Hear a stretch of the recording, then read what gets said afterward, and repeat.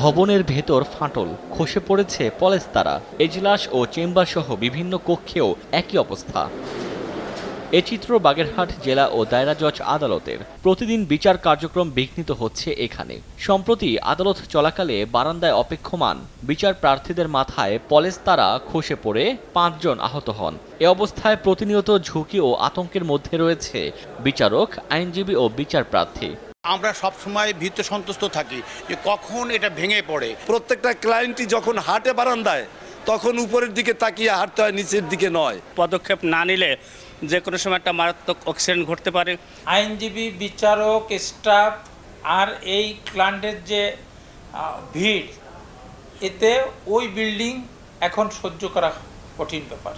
পুরাতন ভবনের পাশে কয়েকটি এজলাস ও চেম্বার নির্মাণে সংশ্লিষ্ট দফতরে প্রস্তাব পাঠানো হয়েছে জানিয়েছেন আদালতের পাবলিক প্রসিকিউটর ও গণপূর্ত বিভাগের নির্বাহী প্রকৌশলী। ফাঁকা জায়গাটি দেখেছেন, ওখানে ৬টি এজলাস তৈরি হচ্ছে, যেখানে কগনিজেন্স কোডগুলো যদি চলে যায় তাহলে এই মানুষের চাপ একটু কম থাকবে।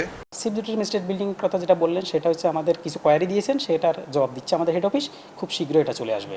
বাগেরহাট জেলা ও দায়রা জজ আদালত ভবনে প্রতিদিন কয়েক হাজার বিচার প্রার্থী, আইনজীবী ও বিচারক মামলা পরিচালনা করেন।